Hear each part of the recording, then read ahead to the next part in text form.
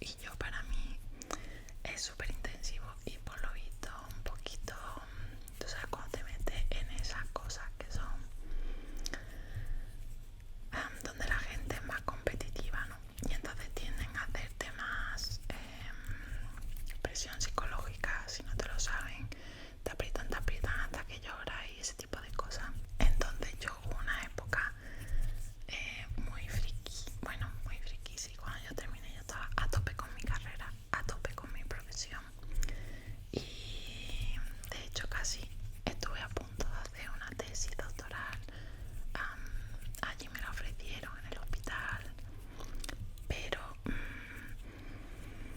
yo me di cuenta que yo no quería estar, o sea, cuando veía lo que estaban haciendo eso, yo no quería estar en ese ambiente, yo quería estar bien, no sé, no estar amargada durante 3 años. Yo siempre he tenido esa cosa de que la vida son 2 días, que la vida son 2 días y no me podía permitir. Yo decía, ¿cómo voy a estar 3 años amargada y encima con gente que parece que su único afán en la vida es meterte presión, hacerte llorar y no? Entonces bueno, deseché eso. Lo que os vengo a decir es que en realidad la carrera está muy mal planteada, porque yo a veces lo pienso y digo, no sé, es como si ser dentista fuera una carrera súper teórica, ¿no? Y de repente alguien que viene pues de una familia con dinero pudiera abrir una clínica dental y yo qué sé, hacerte un empate o ponerte unos brackets sin experiencia previa. Entonces es muy heavy, pero en la veterinaria puede pasar. O sea, a ti te puede atender alguien que haya tocado a un menino de la calle, pero no haya hecho ninguna práctica ni haya hecho nada. Entonces esto es un poco fuerte, un poco heavy, porque a mí eso es algo que nunca me ha entrado en la cabeza.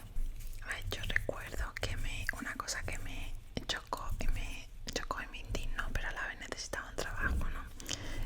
Este primer trabajo que tuve fue de urgencia, o sea, yo ya directamente iba a atender animales que pues habían sido atropellados, tenían una hemorragia, cualquier tipo de urgencia, emergencia, y yo consideraba que yo no estaba lista para eso y me contrataron para ello. Entonces ya os digo que igual que yo que sé, en urgencia a lo mejor ponen a un médico que no sea tan experimentado, pues en veterinaria te puede pasar.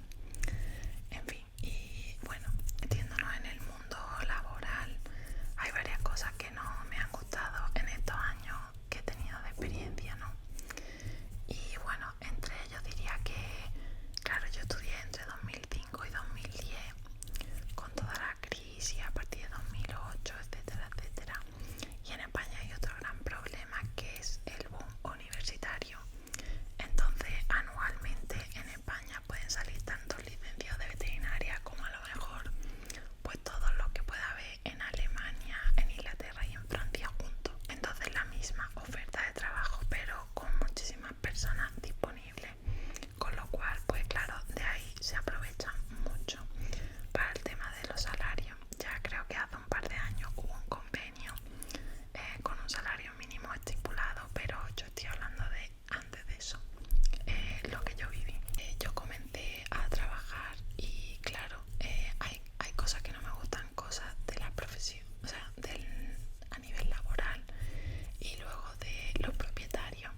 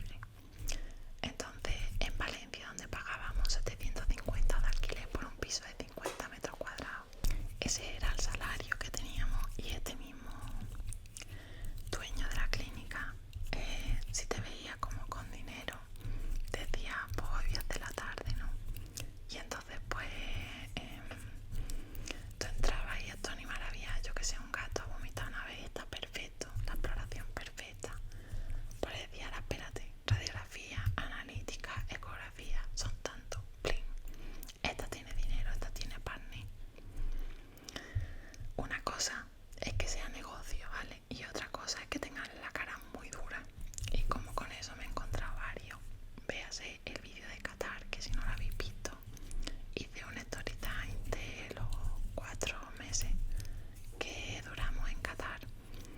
Fui allí con la ilusión de, bueno, es una gerente canadiense, tratará bien a los animales, será competente. Ella, todo por Skype era maravilla. Y cuando llegamos allí, básicamente nos dice que los cataríes tienen mucho dinero, que los extranjeros que hay allí tienen mucho dinero y que lo que hay que hacer es sacar pasta, que aunque un gatito venga esté perfecto, pues hay que decirle pim, pim, pim, pim. Bueno, y además estos eran unos cañanes que no sé si lo habéis visto, pero te mueres un animal y llama a los dueños 2 días más tarde para cobrar la hospitalización de 2 días, etcétera. Entonces, bueno, he vivido muchas cosas de esas. He vivido compañeros que se lo toman más relajadamente, que a lo mejor estaban viendo la tele, llamaba a un dueño y decía, ¿cómo está comido mi perro? Y hacía así, decía, sí, un poquito. Y era mentira, pero porque él quería estar, yo qué sé, comiendo, cenando él. Y mi prioridad siempre ha sido que estén los animales limpios, que estén los animales comidos antes que yo. Que a lo mejor es que yo, como dice Raúl, yo no tengo cara de gris. Entonces a mí me gusta todo bien hecho, y si no se hace bajo los estándares que hay o lo que yo pienso que se supone que debe ser correcto, pues me frustro mucho, mucho, mucho. Y entonces pues eso ha sido motivo. A ver, es que en la veterinaria tú tienes, era un cúmulo de cosas, ¿no? Pero yo también acabé en otro centro de especialidades de referencia, después de lo de Nueva Zelanda. Y resulta que me di cuenta que yo que sé, llegaba a una urgencia y sin saber ni siquiera lo que tenía el animal, ¿no? Ya me decía el jefe, ponle este presupuesto. Y yo decía, pero ¿cómo le vamos a hacer un presupuesto sobre cosas que todavía ni siquiera hemos visto en analítica, ni hemos visto las cosas básicas para saber cuál es el siguiente paso, ¿sabes? Entonces, bueno, es un sitio que había hecho una gran inversión y supongo que querían la recompensa, pero igual que mi padre me dijo, quédate en Qatar y ahorra dinero, que será la primera vez que podáis ahorrar dinero, y yo no pude porque para mí la ética y la moral tienen otro baremo. Pues supongo que estos sitios pues funcionan así y ellos pues lo verían justificado. Entonces esta es la parte un poco de la clínica. A ti la veterinaria es una profesión que te exige estar actualizada de los últimos medicamentos que salen, los últimos estudios que se hacen, o sea, constantemente veterinaria.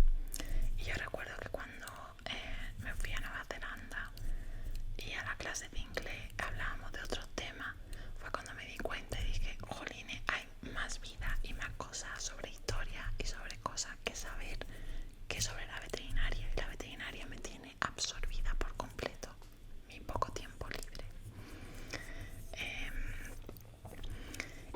Y claro, todos esos cursos, esas formaciones extra, yo me acuerdo que, pues claro, con esos salarios que me han pagado a mí, pues tenía que pedirlos como regalo de Navidad, regalo de cumpleaños y poco más, porque no me podía permitir otra cosa. O sea, que normalmente una formación que va a tu cargo, porque la clínica no sabe si tú te vas a ir a otra clínica, entonces normalmente no te va a pagar un máster o un curso o algo así.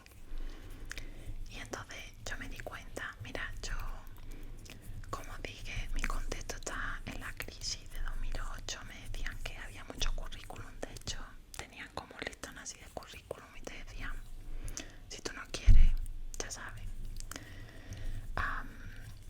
Pero yo recuerdo que mi padre me dijo, Clau, te contrato como limpiadora en el Palacio de Feria y Congreso de Málaga, porque te van a pagar más que esos 600 euros que te pagan ahí y que te están quitando la salud. Entonces yo recuerdo que eso se lo dije a quien era mi jefe en ese momento, y debido a esa conversación me subieron el salario a 800 euros, ¿vale? Como ya he dicho, incluso, bueno, tuve una experiencia, lo máximo que yo he llegado a cobrar como veterinaria han sido 1500 brutos en este centro de especialidades, pero claro que tú hacías una semana entera de semana, 24 horas, cosas súper que yo ya lo pienso y digo, yo no sé.